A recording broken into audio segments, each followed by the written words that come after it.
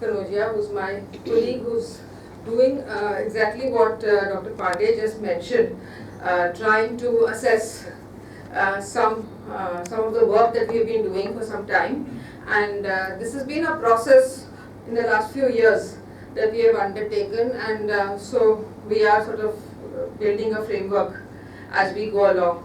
So I thought, we thought we'd put this together. Vaishali is putting a paper around it, and I'm part of that paper.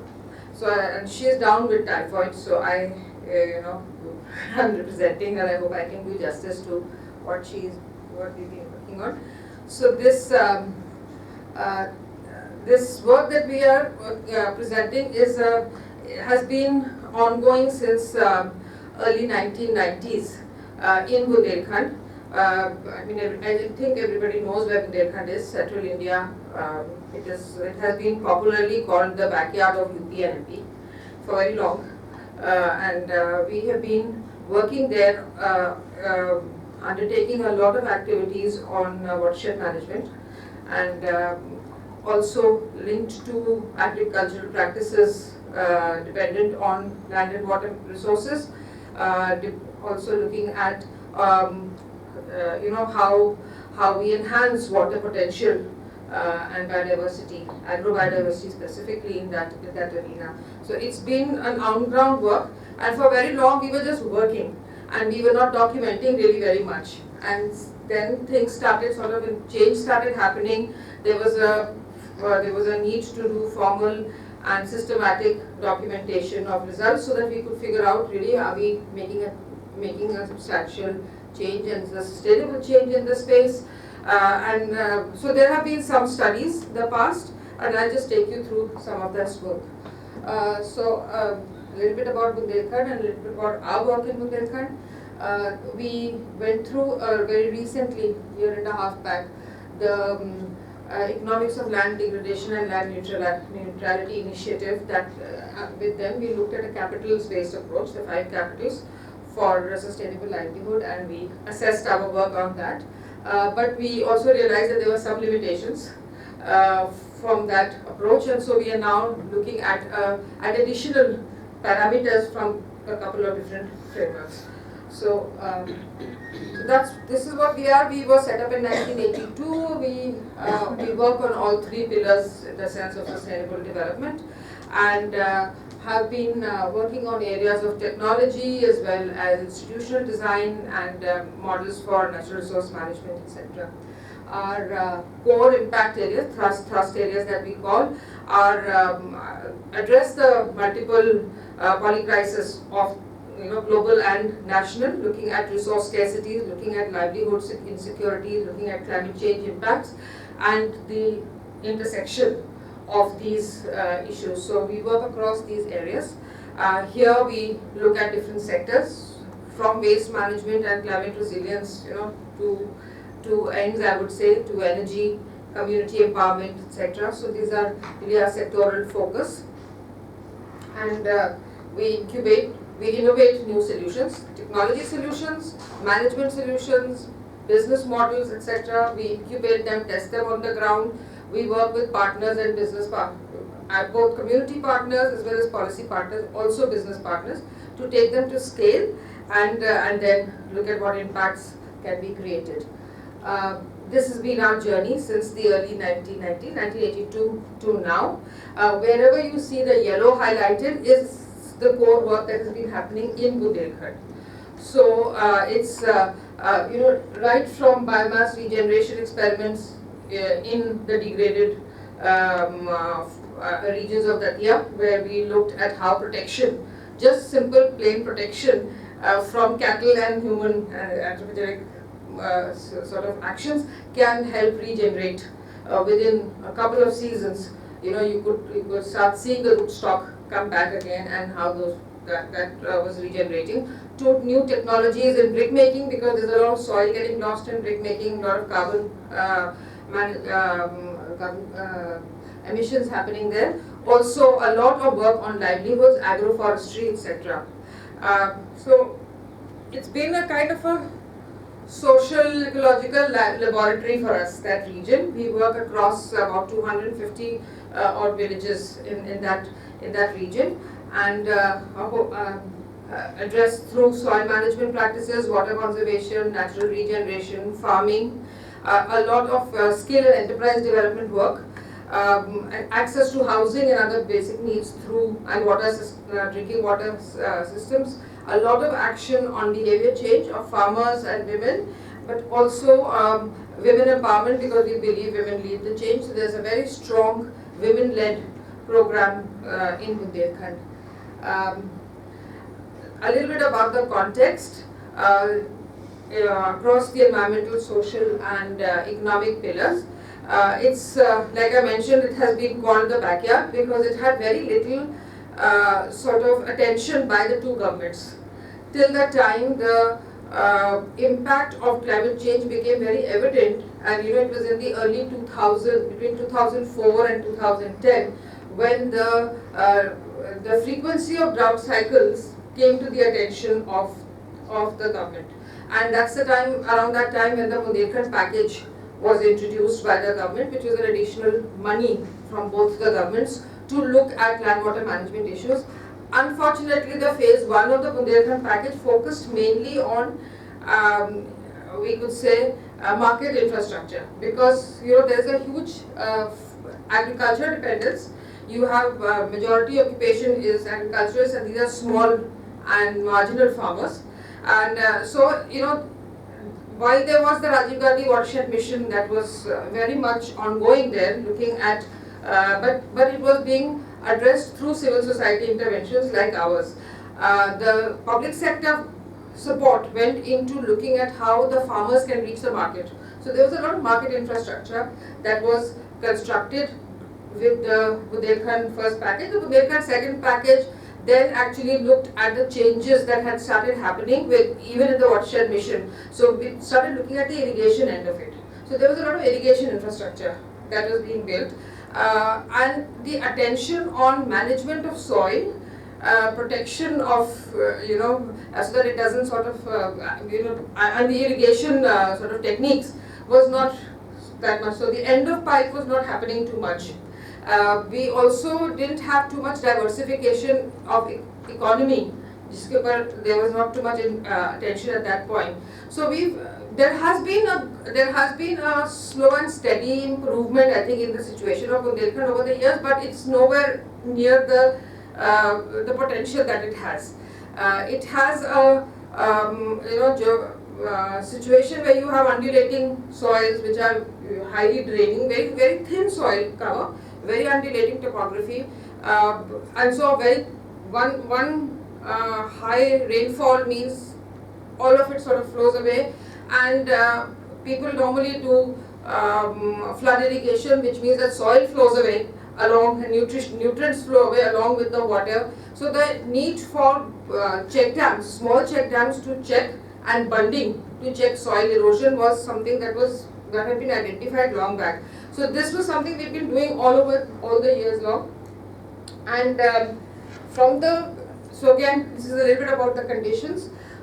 Frequency of droughts have started increasing. So by 2005-06, the studies on climate impact on the already vulnerable and highly exposed region had started emerging. So we were looking at long-term temperature, precipitation patterns that were there, and we were seeing the frequency also of the droughts that were increasing. And these were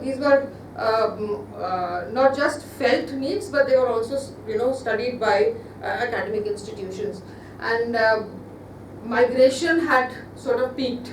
So there would be, I remember in the 2007 drought cycle, 2007-2010, there must have been, at least in Orcha and Niwari region, almost 30 to 40% of villages that were totally empty, that had been locked up with their livestock left behind, and they had just moved because there was no water, there was no fields, nothing. People had just gone to either Gwalior or Delhi or Bombay to do construction work. So it had become extremely difficult as a situation there. So our response, we started working in Bundelkhand since early 90s.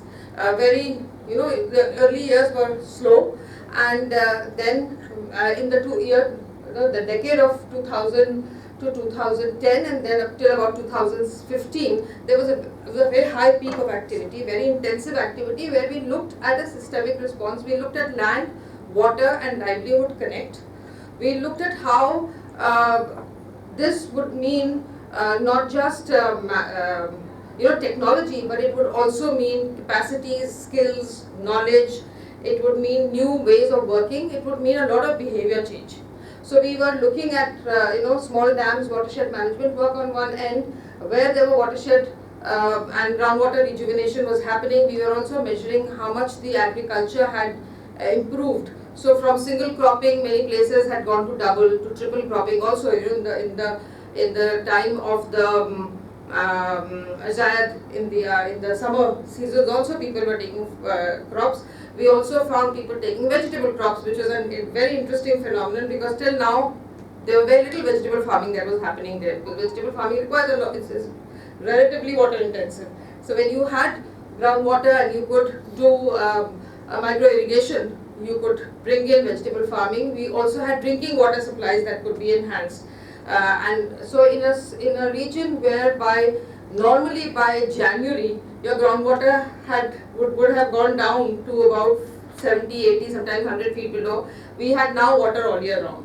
So that was a big thing, and there were then villages. I mean, I remember walking around in 2012 and saying, okay, this village has not migrated this year at all. So but all of these were anecdotal at that time. We were witnessing them as we were going, and so it required some kind of data and some kind of systematic sort of assessment. And our approach to work had been a capitals approach right from the beginning. So we were looking at how natural capital would be enhanced, what kind of physical capital is required, small scale, decentralized, what kind of institutional capital is required. We were looking at self-help groups, water committees, looking with panchayats, so engaging with them, capacity building of people, addressing education, looking at sanitation issues, and also looking at economic issues. So measuring and supporting them on new agriculture practices. A lot of the Wadi models of agro-horticulture were introduced, along with other sort of diversification of livelihoods there, composting, pisciculture, etc. So our approach had been, work with people first. So while in parallel you're working with nature, you're working with people first. With them, you're doing natural resource management and addressing the fact that there is climate change. Because even in the 2000s, communities knew that things were changing, but that it is climate change and that it may not come back to the situation that they were in. This was not something that they were cognizant of or even ready to accept. And at that time, most communication about climate change would be पेड़ लगाओगे तो climate change नहीं होगा, which is we know now that it's a global phenomenon. और पेड़ लगाओगे तो microclimatic improvements होंगे, मगर climate change नहीं होगा is not a. So you can adapt. You can't change the global phenomenon at this point of time. So we were working on communication on that. A lot of work on building water security and livelihoods. And of course, the results to see would have been whether communities are able to manage. These were some of the steps that we took. If I take you very quickly through the pictures, actually, so both and Dr. Pandey mentioned use of GIS and other techniques. So this was something that we had set in place right then. Mapping and sharing those maps with the communities to understand, look, this is what your status of your resource is. So along with them, building also participatory maps. So these were overlaid with participatory maps, so that when we decide where the check dam is supposed to come in, there is that negotiation that happens, that this is the best place for the check dam because it's going to hold the most water, or it's going to have the maximum impact on the groundwater. But also you move it a little bit because in point A it might have that much inundation of the field of so and so farmer who wants to negotiate. So locally that negotiation would be happening. So we would do that. The second picture in the middle, on the left, is a whole process of climate change communication that was led and is still led by a community radio. So there are community radio journalists who are young boys and girls who are from the local region, who were trained in how to ask the right questions and how to take how to capture data also. They would also bring to the farmers things that would be happening elsewhere. So the radio became like a platform where we would have exchanges, and this would have audio system, but we would also have what we called listener groups, and we would have them narrowcasting, and so we would sit down, the radio team would sit down with the communities and play their programs, to all the way to looking at how you can handle this at the district level, so connecting with the district level, supporting in Madhya Pradesh their state action plan for climate change, so providing them information from the ground on what was happening, and building a sort of a knowledge repository there. We also set up a small community-based online platform. It was online plus offline. We would have meetings with local community groups, which eventually is now being called as the Paryavaran Gyan Vigyan Jatha, in the same way that there was a Gyan Vigyan Jatha many years back. So looking at it from a climate change perspective, bringing in community media, the mainstream media, experts, policy people on a same space for kind of a discussion and knowledge sharing on issues of climate change and land water management. So these are some of our interventions. About 280, I think 284 check dams, big and small, pond rejuvenation activities across almost 15 villages, and bunding and sort of farm support programs, agricultural support programs, from vegetable farming to agroforestry to organic composting, and also diversification into poultry and pisciculture, because everybody is dependent on agriculture, and one drought means there's a big one. We also have now frost cycles, so suddenly you have a whole lot of things that are destroyed in the early January time. Sometimes there's a frost there. So we worked a lot towards practice shifts. One of the things that was very interesting was a shift for a few seasons only, and that was supported by the market, was the shift from wheat to barley, which was very interesting because you had the barley being bought by breweries.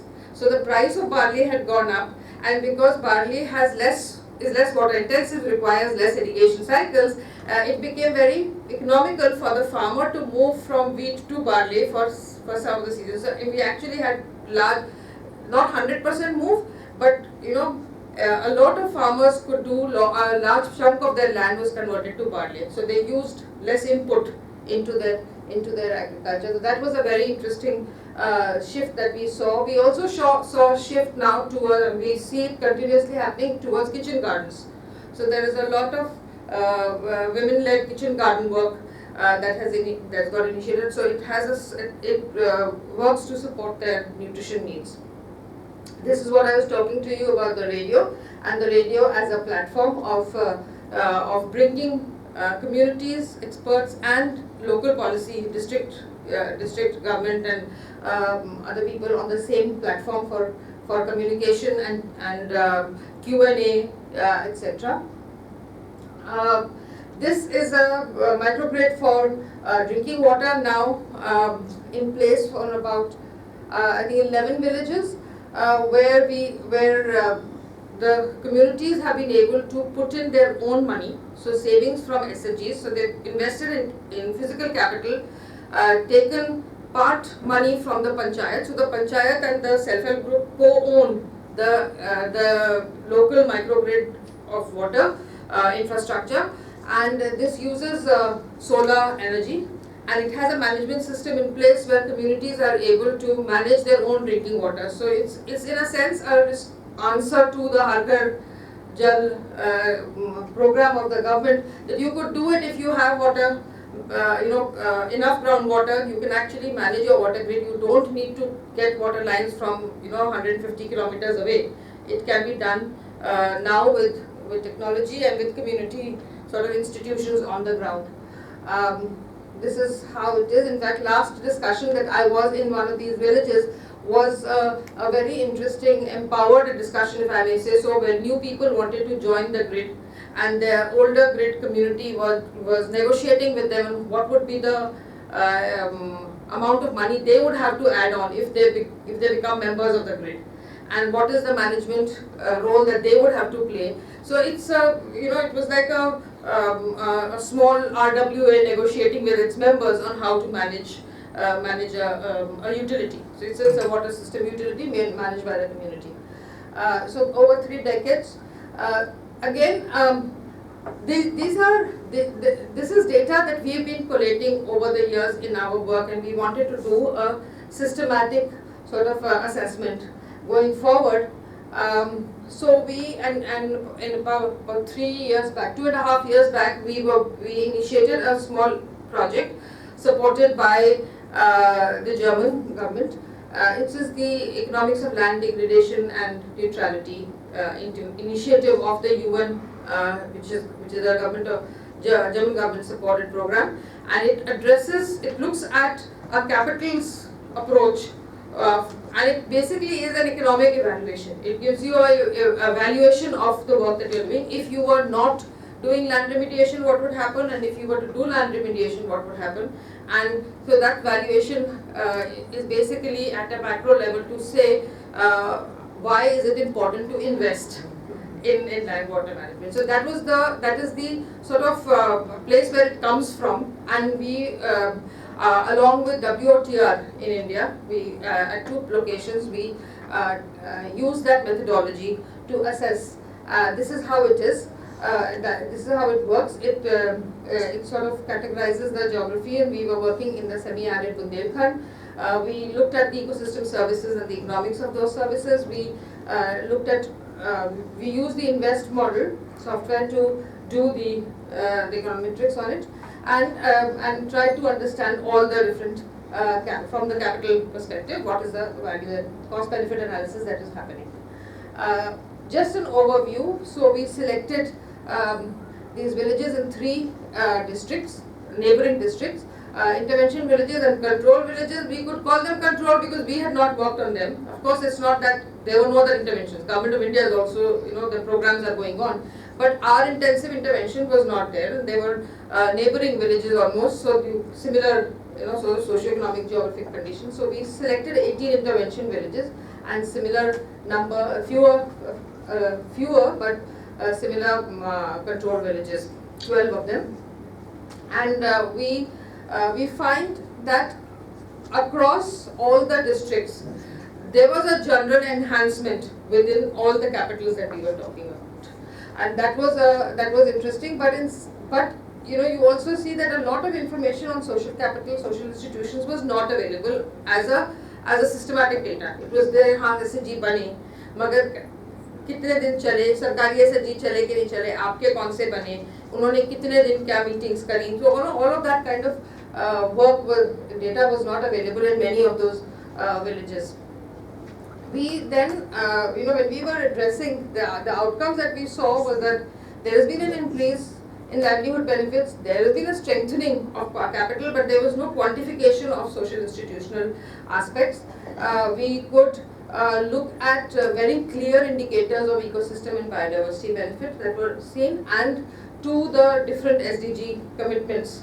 You could say which target it was responding to, and where the economics appear to be positive here. The livelihoods and local economy has been improved. So the strength that we saw, that it is a holistic, so it's a kind of a holistic methodology, and it considers all aspects of the ecosystem services. It looks at policy implications, and looks at all the 5 capitals, though not very quantitatively for some. But the other limitation that we find is that it's a static kind of an assessment at that point. After that many years or so, we do monitoring and you do evaluation at that point, but it doesn't take into account the capability, if you may say so, or institutional capacity that may have been built to take this forward or to continue the process, to make the process sustainable. So that's where we are finding the limitation of this. So you know that that it's providing you benefits, it is investable in that sense, but what else should it invest in is a question mark that we kept asking ourselves. So we looked at the four, I see 5 minutes, I can close up in that.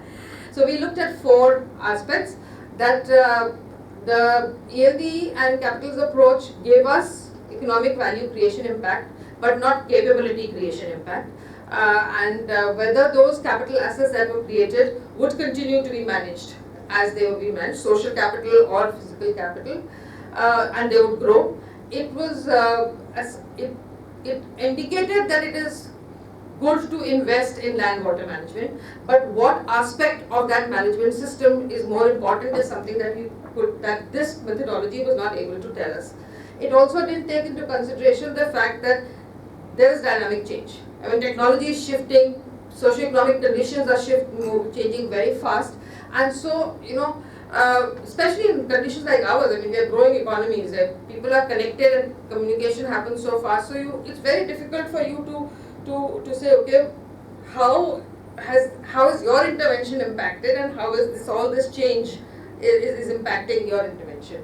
And then it provides us a macro picture, but it doesn't go down and provide you a very, very local and regional picture or recommendation that this is what therefore you should do. It doesn't give you that local recommendation. So we now looked at a couple of different frames. This is what the work is going on now, and I just wanted to introduce the additional parameters that we are now looking at. So we are looking at one, the Ostrom's frame of social ecological systems, looking at it from a systemic perspective, and then the development of SES frame, which Ostrom herself did into the institutional analysis and development, the IADA framework, including what was then, how it has connected to the knowledge learning cycles from the institutional development frame. So we are looking at it from those two frameworks, and we are also looking at it and learning from the resilience thinking framework, which is much more process adaptive governance space. How do you look at local governance systems? There are 7 principles of the resilience thinking framework, and of these 7, we then classified them into order 1, order 2, and order 3, where we feel that the first order 1 and order 2 is something that we should be looking at now, and we've sort of brought these two frameworks together to identify these following 5 major parameters that we feel we should be assessing our work on, or any land water management work on for that matter. And one is what is being the localization, what is the character of the localized governance system of the resources, including the institutional arrangements locally, especially the conflict resolution and management systems within the local institutions, not just institutional structures but rules, regulations, formal, informal, all of that. What is the degree of participation? So broadened participation has been identified as one very, very important aspect in making sure that land water management systems that can continue to give benefits to the poor and people dependent directly on those resources, they are involved. And how are they involved is not just about telling them, but also what is their participation in planning, in implementation and management. How do they share resources, not only knowledge resources, but networks and finance and time, which we felt was an important aspect. Then the third parameter that we were looking at is managing connectivity and maintaining diversity. I mean, we all know diversity is the basis of sustainability, not just ecological diversity, but economic and social diversity. But how is the diverse system connected, and what are the impacts of connectivity? Is there too much engagement, and do the local system, are those connected to the regional, district and the state systems, politically, socially, knowledge wise, is what we were looking at, and whether decisions are based on related ecosystem connections. So we are making a decision on farming, is that on the kind of cropping that would be done, is that based on the fact that you might have a situation where the Neher is coming in, so that will change what you might do, or it might be a situation where we know the drought cycle has increased, so maybe tomorrow you need a sort of a early morning mechanism to handle those. So again, so that then fostering continued learning. How do these systems continue to learn? How do people and the local community governance method continues to learn? Are there formal mechanisms in place that enable knowledge? Just as we said GIS, are those plans, are those maps, are those systems available locally that people can use? Can be updated locally? Are communities creating knowledge together along with experts? And are they factoring in past and probable future? So, scenario building in simple community ways into their decision making, whether individually or as a village. Whether I as a farmer, what I will do, or as a village, the rules that we might apply on water management in the village. Then of course, adaptive response to the feedback and not only individually but community-wide. So community-wide strategic change. So these are some of the parameters that we are now using, and hopefully, that this will now give us lessons that would be useful for maybe designing MEL frameworks within the state policy space. The last slide is really, the ELD framework was looking at investability and value, and we said that we find that it looks at value creation, but it also needs to look at risk mitigation. And risk mitigation, can come from social institutional learning and adaptive governance processes. So that can reduce risks and it can enhance resilience. And in that space, we feel that investments need to be put into these 5 arenas of localizing governance. So you need financing and funding in your land water management programs for localization of governance systems, for inclusion and participation. And so, the 2% or 4%, depending on the government program, funds that go into land water management for community activity or communication work probably needs much more enhancement to specifically say these are the aspects which require the funding. And last but not the least, the bridges that need to be built locally with the regional and state level institutional frameworks. So I will close at that. Thank you very much. Thank you very much, Gina.